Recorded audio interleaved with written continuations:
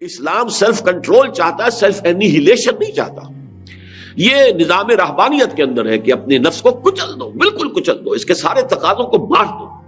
عیسائی راہبوں نے واقعہ یہ ہے کہ اس میں جس انتہا تک وہ پہنچے ہیں نفس کشی کے اندر، تو اس کی شاید تاریخ کے اندر آپ کو دوسری جگہ مثال نہ ملے۔ ہندوؤں میں بھی یہ تپسیاں کرنے والے جو ہیں جس قدر شدید ریاضتیں کرتے ہیں، اسلام میں یہ نہیں ہے۔ لا رہبانیت فی الاسلام۔ اسلام نے تو اس کے برعکس تصور یہ دیا ہے کہ تمہارے اس نفس کا بھی تم پر حق ہے۔ حضرت عبداللہ ابن عمرو ابن العاص جن کی ایک حدیث بھی میں ابھی آپ کو سنا چکا ہوں، ایک روایت، انہی کا واقعہ آتا ہے کہ ان کے بارے میں حضور کو یہ خبر دی گئی کہ یہ عبداللہ جو ہے، عمرو ابن العاص کے بیٹے عبداللہ، یہ تو ہر روز روزہ رکھتے ہیں اور پوری رات کھڑے رہتے ہیں، نوافل ادا کرتے ہیں۔ انہیں نہ اپنی بیوی سے کوئی غرض ہے، نہ کہ دنیا سے کوئی اور تعلق ہے، کوئی دلچسپی ہے، بالکل نہ لوگوں سے ملنا جلنا ہے، الگ تھلگ ہے، اسی کام میں لگے ہوئے۔ حضور نے بلایا، یا عبداللہ اولم اخبر انک تصوم النہار وتقوم اللیل، مجھے تو یہ اطلاع دی گئی ہے تمہارے بارے میں کہ تم روزانہ روزہ رکھتے ہو اور پوری رات کھڑے رہتے ہو۔ عرض کیا، بلا یا رسول اللہ، حضور ایسا تو ہے۔ فرمایا، لا تفعل، ایسا ہرگز مت کرو۔ فإن لنفسك عليك حقا وإن لزوجك عليك حقا وإن لزورك عليك حقا، تمہارے نفس کا بھی تم پر حق ہے، تمہاری بیوی کا بھی تم پر حق ہے، تمہارے ملاقاتی وزٹرز جو آئیں زیارت کرنے والے ان کا بھی تم پر حق ہے۔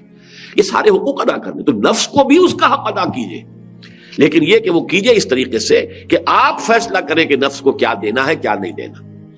یہ نہ ہو کہ نفس کا جو تقاضا اندر سے ابھرا، نفس ما ہم کم طرف فرعون نیست لیکن راعون نیست، وہ فرعون بن جائے اور وہ یہ کہے جیسے کہ فرعون نے کہا تھا کہ الیس لی ملک مصر، کیا مصر کی بادشاہی میری نہیں ہے؟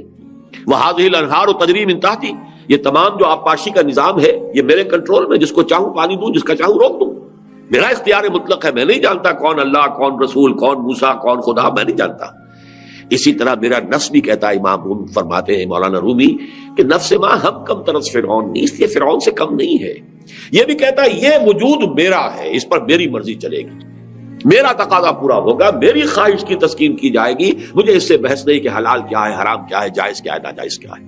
اب یہاں اگر آپ کی خودی طاقتور ہے اور نفس کو کنٹرول کرتی ہے تو یہ ہے جو مطلوب شکل کہ اب آپ اس نفس حیوانی کو اپنے لیے استعمال کر سکیں گے، اپنی فلاح کے لیے، اپنی کامیابی کے لیے، اعلیٰ تر مقاصد کے حصول کے لیے، اونچی اونچی منزلوں تک پہنچنے کے لیے۔ یہ آپ کا مرکب ہے، یہ آپ کی سواری ہے۔